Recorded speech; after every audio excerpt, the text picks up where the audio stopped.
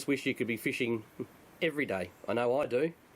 Unfortunately, today's not the day, but tomorrow is, so I'm looking forward to that.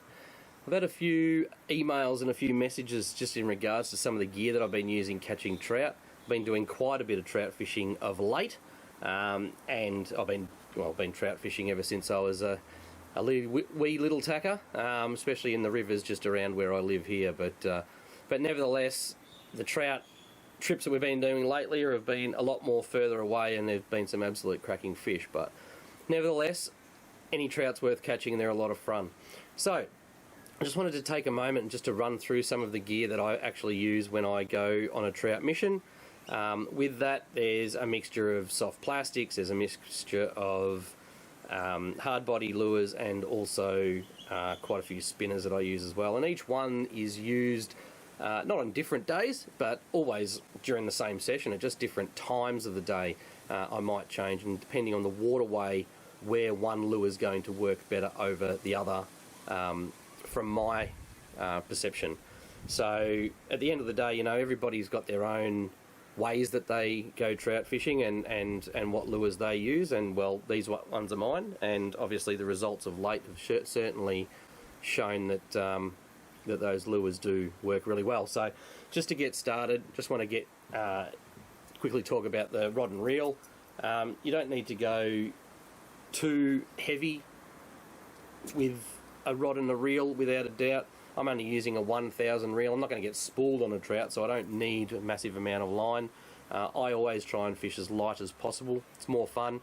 And with trout, like in the summer, during the winter even, the majority of the trout you're really going to be catching is somewhere between 2 and 3 pounds. Obviously, there's smaller ones in the mix there, and you might strike that odd big one depending on where you are, but a rod and a reel like this is certainly going to handle it without a doubt. I've caught fish in the winter up to sort of 7-8 pound using this outfit, and haven't had a problem. Probably a bit different if it's in a bit faster flowing water with some rocks and rapids and timber around, but at the end of the day, the majority of fish you're going to catch without a doubt on an outfit like this. So a 1000 series reel, just some 6 pound braid. I've got some 6 pound fluorocarbon leader. This stuff is brilliant. I only use probably about 2 meters, I reckon, is my length, and it's got plenty of abrasion resistance. So if you do wrap up around a bit of timber in the water or whatever, this 6 pounds, not a problem. You'll get it off. It won't break on you when you're trying to get that fish back out from underneath a bit of timber. The rod itself is 4 to 8 pound Wilson blade and tails. I've been fishing with the blade and tails rods for best part of a decade, in their various models. This one in particular is their new blank. Well, it's been out for about 2 years now, but geez, I've already caught some absolutely cracking fish on it that I've been happy with, and it's a massive, awesome rod. This live fibre blade and tails. This one's 7 foot in length. They do come in a 2-piece. This is a 1-piece, and their butt strength in this is phenomenal when you're trying to get a fish back up a current. What I like about it too is the sensitivity in the tip section, which makes it a real versatile spinning rod to be able to cast anything from a lightly weighted spinner to a soft plastic to a diving or a shallow diving hard body lure. That versatility is really important when you're trout fishing, and it's really important to be able to have that range of lures, to be able to fish in one river, because again, you never know what's going to work on the day. So having one rod that's going to do all that for you with ease is such a benefit to if you're really dead keen on targeting trout around the areas. And the good thing about a rod like that too, again, it doesn't matter if you're up at Lake Yukonbean or casting metals off the shore, or you're up in the river targeting big trout in their spawning run. You're at the Rubicon River, you're in the Gulben. It doesn't really matter where you're fishing. Like, that is going to certainly do the job for you. It's fantastic. Following on from there is the lure selection. Again, I mentioned I fish with some some soft plastic lures, hard bodies and spinners as well. As far as the soft plastics go, I'm a real fan of shad style plastics because I really like that little tail action that's vibrating through the water. Any trout that sees that's just going to go boom, you're a mosquito fish, you're a redfin, you're a baby trout, whatever you may be, I'm going to eat you. And you know, wherever you are, a soft plastic in the deeper pools, just hopped down that run or the head of the pool down into the pool and then hopping it through, you know, it really doesn't take much to be absolutely engulfed. So the Xeric Wrigley is a brilliant. Again, I like a lot of darker colours, that sort of black and gold if you wish, some more natural colours to really turn the trout on. This one's been dynamite. Berkeley's 2.5 inch T-tail minnow, again another shad style in the black and gold, and Yakumito's brown trout imitation SR finesse shad. Those three plastics have accounted for so many trout in that situation where there's a deeper pool and I want to get a plastic down deep to where they might be holding, which is really good to use that soft plastics in generally in the middle of the day. You know, a lot of trout fishing that I tend to do is sort of finishes up around sort of 10 or 11 o'clock when that sun does get a bit high. Tend to trek back to the car and drive home. But if you're going to fish a full day, fishing those real deep pools and getting soft plastics and a deep diving hard body lures down into those depths where those fish will be holding, that's a perfect opportunity to have those lures to be able to do it. So following on from there is my spinner range. My spinner range is vast, but I have a few favourites, and I've got 5 real favourites here that accompany me on every trip, and they, well, at least 2 of them always get cast on every trip too. So firstly is my gold and green size 1 Celta spinner. I usually like this more so in a copper and green. I've actually run out because I've lost them and can't get them at the moment. But the green and gold is definitely a second favourite to that as well. What I really do like in a spinner though is I want a spinner that as soon as it hits the water and it makes that splash and you crank that reel handle, that blade spins.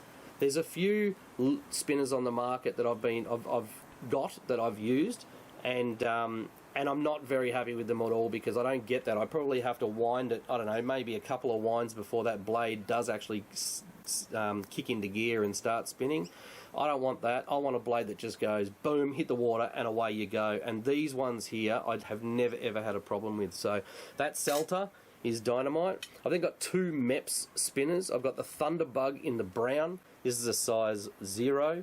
This one has counted for quite a few trout lately. I've been pleasantly surprised with its action. Unfortunately, I snapped a hook off, and I've been trying to find where to get these lately, and I haven't been able to get them. But no doubt I'll be at a shop soon enough, and I will. But if you can get that Thunderbug, that one's great. And then you've got the, how do I pronounce this one? Aglira, which is another Mepps black spinner. It's almost like a red tag fly. This, again, with the copper blade, this one's been really good.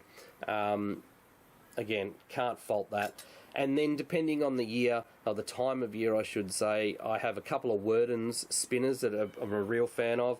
Brown trout, which is really good for those sort of summer months. This one's actually quite a large size. I tend to use this when I'm fishing real open water and I want to get a really long cast upstream. And then of course I've got another Worden's. I have this in an orange and a pink, and these are generally for that sort of May, June, towards closing weekend style. So this is like an egg imitation in the orange, but I've also got the pink as well. Furthermore, with the hard body lures, there's a range of hard body lures on the market, and really it's up to, I guess, the angler as to what brand that they prefer. I've got a couple of brands that I prefer and a couple of actions.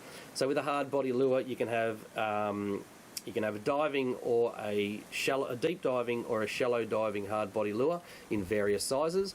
And then you can have them in 3 actions as well. So you can have a sinking, a floating, or a suspending. When it comes to trout fishing, I'm not a fan of using a suspending hard body lure because trout are very predatory. They won't necessarily come up behind something and look at a lure that's just sitting there and then give it a bit of a whack. They will charge down a lure and they will smack it hard and drill it to kill it. Just exactly like it's a little tiny trout fry coming in to catch up with his missus or whatever it may be. They're just going to go and attack it. So with that, I actually prefer both floating and also sinking hard body lures. The sinking hard body lures, regardless of shallow or deep, are really good to fish in those heads of those deep pools. Let them come down with the current, and then they'll start to sink. As you're cranking them, you'll be able to get them down a little bit deeper too. And then when you're fishing really shallow waterways, they could only even be like ankle deep, you know, maybe half a foot deep. Then you want those shallow diving lures. If you notice that they're hitting the bottom, then all you need to do is hold your rod tip high, give it a wind. It'll just bring it up in the water column a little bit, and you'll be able to bring them through. So I've got some Xerec Tango shads here. These are little 50mm in a rainbow and brown trout pattern. These are dynamite, really good for those deeper pools. Like I said, got a real deep diving bib. You can get down to where those trout are and really crank that lure along the bottom. Then I've got the Xerec Stream X in the rainbow trout colour. I like this lure a lot. It's really good for sort of rivers that are probably about a foot deep. Just so this sort of gets down near the bottom and scoots along. But the only thing that I don't really like about this lure is its width. It's actually quite a chunky lure. I have some smaller trout sort of hesitate when they sort of swim up to it and have a look. Oh, what are you? Am I going to eat you or not? And then they've shied from it. Whereas a big trout has just come in and just gone, nah, you are lunch without a doubt. So with this one, I tend to focus this on when I know I'm fishing in a waterway where there's a bit more bigger fish. So if I'm going to be fishing the Goulburn River as an example, the Rubicon River, Big River, any of those waterways where there are bigger sized trout, this lure is certainly one of my go-tos. Following on from there, when I'm fishing smaller streams, I've got a Mega Bass Great Hunting 70. This is a really, really nice lure. Again, really quick action through the water. Cast that up into the shadows, the edges of the water, sort of mid-morning or getting up into sort of late afternoon, and just crank that lure out. You know, fish certainly swim all over them. And they've also got a Great Hunting 55, which again, this is just a little bit of a smaller data profile that really, really gets fish agitated when it's cranking along through the water. This one does its job. And then my last lure is the Yakamito Slim Minnow in the 70. They also do this in a 60, and they also do it now in a 70 deep diving lure for those deeper pools too.